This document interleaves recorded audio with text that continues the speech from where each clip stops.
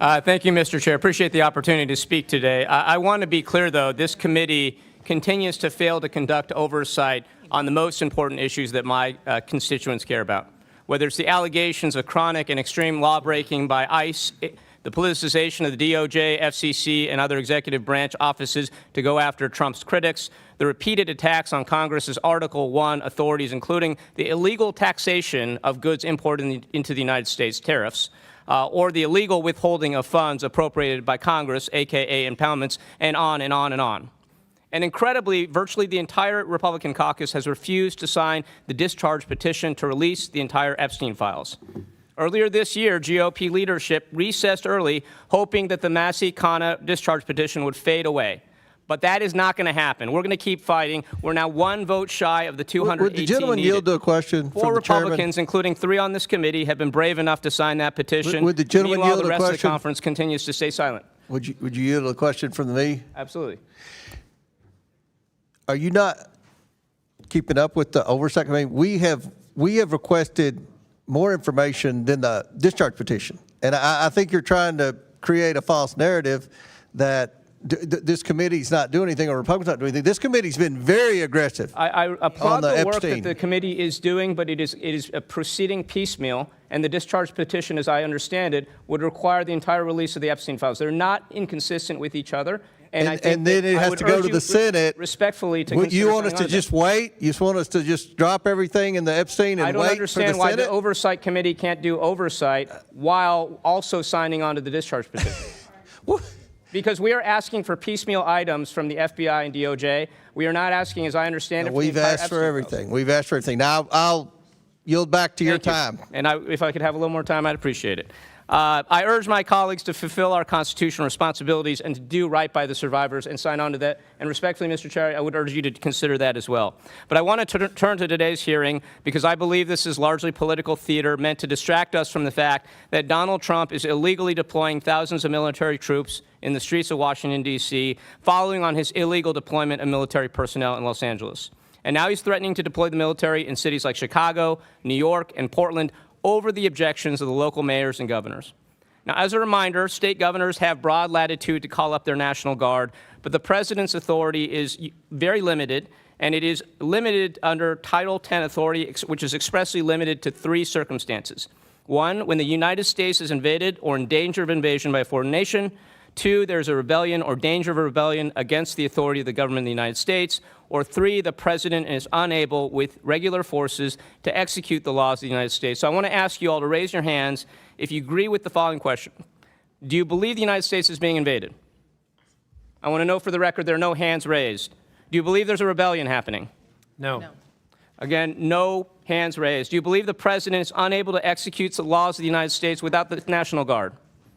No. No hands raised. That's right. Donald Trump, ironically, is using a trumped-up crisis over crime to break the law. Will the gentleman yield? No.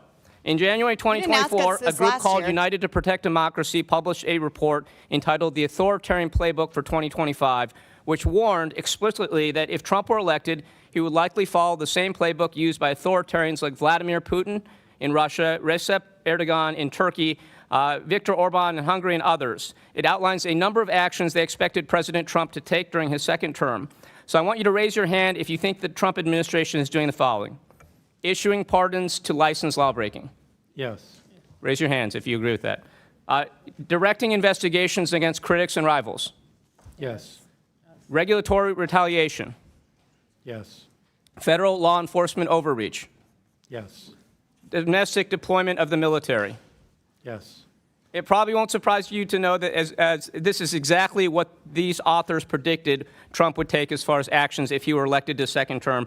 But one ironclad rule that is still potentially being forced is the Posse Comitatus Act, which clearly prohibits the use of military personnel, including the National Guard, for law enforcement activities unless specifically authorized by Congress, such as with the Insurrection Act.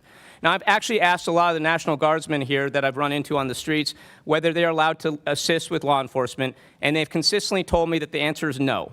I asked a guardsman just earlier today what would happen if he saw crime happening right in front of him. He said he could take pictures, videos, he could call the cops, but he's not allowed to engage.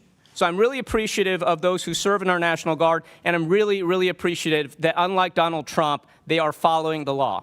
But this is also just massively wasteful and disrespectful to our National Guardsmen who have been pulled from their families, their jobs, and their communities, all to essentially serve as human scarecrows, or even worse, to clean up our streets and do our landscaping.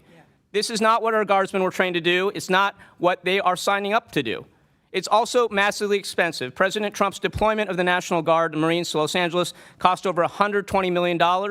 The D.C. National Guard's deployment of 958 Guardsmen will cost over $200 million. And while we don't know yet what the deployment of the 1,300-plus other Guardsmen sent from other states will cost, it's likely to be much higher because we're paying for their lodging as well. So basically, we're looking at a deployment cost of over $500 million for this D.C. deployment, which is doing nothing to stop crime. You could hire thousands of cops with that money. So, Mayor Bowser, I want to ask you a question. What would be more effective in deterring and preventing crime? Deploying over 2,000 National Guardsmen at a cost of hundreds of millions of dollars, or sending that money to D.C. for additional law enforcement and crime prevention programs? And the gentleman's time's expired, but the mayor can answer the question. I think you took up about a minute of my time, though, sir. No, we stopped the clock. I watched. No, you didn't, actually. We stopped it. It didn't stop. We stopped it. I would say sending the money to D.C., restoring our 2025 approved budget as a start would also help. Additionally, we can do more than law enforcement. We can also assist the federal government with their parks. I appreciate that answer, and I would just close by saying this. If Trump were serious about stopping crime, he would send greater resources to local law enforcement and try to tackle the root causes. Instead, he's illegally sending troops into our cities, even as he's pardoning criminals, defunding the FBI, and reallocating our scarce federal resources to going after nonviolent offenders. This makes, like day laborers, children, this is making our communities more dangerous, not more safe. Chair I yield back. recognizes